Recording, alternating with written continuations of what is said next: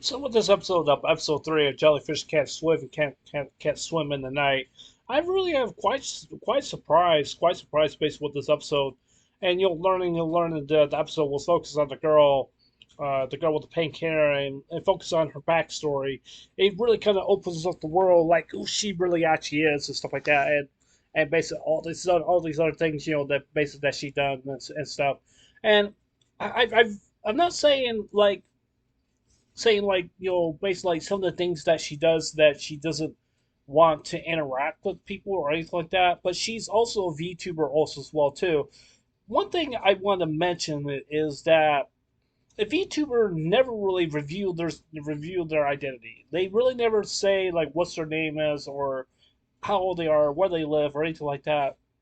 And they have a manager that helps them out and stuff like that, and they get paid pretty good money here on YouTube because that's basically what they're called, VTubers. There's a whole bunch of VTubers on here on YouTube and stuff like that, and VTubers do make a living based off of this based what they're doing.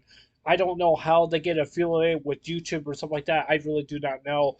And a lot of people would complain because it has to do with some kind of AI or something like that. Basically, that's their content, based what they do here on YouTube. I don't think it really actually is. And one thing I want to mention is that being a VTuber is probably is not as easy as some people may think it really actually is. It's something that it really is not. And when you're getting asked a whole bunch of questions, you really don't have time to answer most of those questions and stuff like that. And sometimes they do super chat, sometimes they do play video games and they talk it, and they really don't pay attention to really much of the money that is given to them, because one thing I want to mention is that they really don't pay attention really all that much. Sometimes they do, but sometimes they really don't, and that's just how it is. And I would say, being a a VTuber, I would say it's a dangerous job. I would say it really actually is and stuff like that, and that's why it's so important that for them not to reveal themselves who they really actually even are and stuff like that. I really don't get into VTubers really all that much. I really am not the biggest fan, basically in that kind of indictment and stuff like that. But one thing I want to mention is that I do respect what they do and stuff like that and stuff. But you basically just got a whole bunch of people just want to know like who they are, like what's their name, like who's the real person, and stuff like that. So on. And the reason I'm saying this is because this is something that this is their hobby that they like to do. This is something that they really want to do. You have English, you have German. I think you also have Japanese also as well too. You have a whole bunch of VTubers basically being here on here on YouTube. Some people think that VTubers is going to take over YouTube or something like that. I really do not think so, but I think this is the age of the VTubers being here on YouTube and stuff like that. There's like I said before, there's a whole bunch of people that does VTubers. I mean, a whole bunch of people like guys, girls, or whoever it maybe is, and stuff like that, and stuff. And I think a VTuber is it's a very important job, and it's a very important hobby that they do and stuff like that and stuff.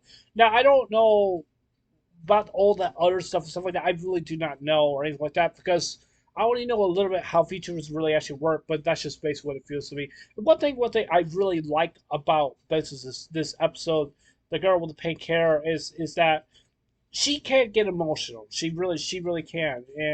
And when you see her walking out during the night and so going to different places, that she wears a hoodie and she wears a mask. And the reason why she really does that because she wants to hide herself from the world. She doesn't want to interact with any other different people because she's afraid that some people may end up saying, oh hey, I like you, I think you're cute and stuff like that, even though she ran into a guy that tried to take her, and that's just something that it is. I'm not saying it happens in our country, but it happens to other countries also as well too, also as well too, because it feels to me is that I do respect her privacy. I do respect her privacy. Everybody respects their privacy about what they do, where they go shopping, get the food out and all this other stuff and stuff, blah blah blah, And one thing is just basically it's just that if they want to have a private life, then that's totally up to them. That's totally up to them. Just think as other VTubers out there, basically they just don't want to reveal who they really are because they're afraid about their existence and stuff like that, and stuff, because sometimes you probably will say, oh yeah, it's hard to put a smile on a face and stuff like that. Oh, sometimes it's easy or anything like that, because it's not.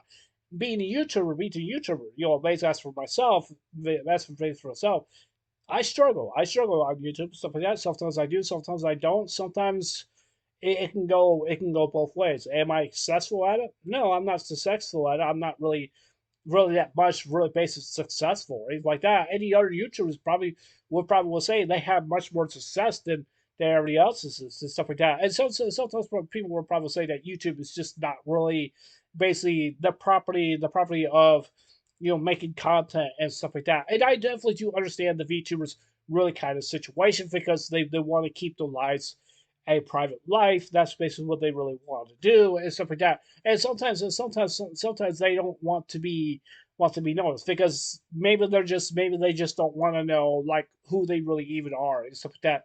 And stuff like that. But when you get pressured by a whole bunch of fans or anybody else or say like who you really are, or whatever stuff like that, they probably just not say anything. They just probably just say like I can't deal with this anymore and stuff like that. Because when you get like 1 million subscribers and stuff like that, when they ask you like a whole bunch of different questions and stuff, and sometimes it's hard to reply to those people about those certainties of those questions and stuff like that.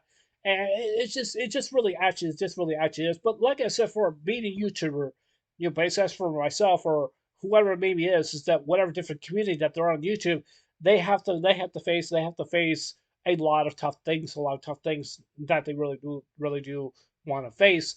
And I definitely do understand it. I definitely do understand it. But yeah, anyways, that's it for this annual review. Tell me what you guys think. Do you guys agree with me? Anything about what I said here and stuff like that about this episode? I think this episode was really good, and it just really hits a lot of good notes and stuff like that.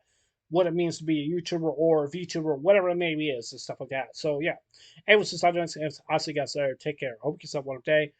Don't forget to subscribe. Please consider subscribing. Please hit the notification bell. Also, well too, give me a thumbs up or give me a thumbs down. Doesn't matter to me. Or just leave me a comment down below. But anyways, since I'm doing this, I'll see you guys later. Take care. Hope you have a wonderful day. Take care. God bless. Remember to slowly. I love you guys. Please stay safe. And remember, excuse me. And stay blessed. Love you guys. Take care.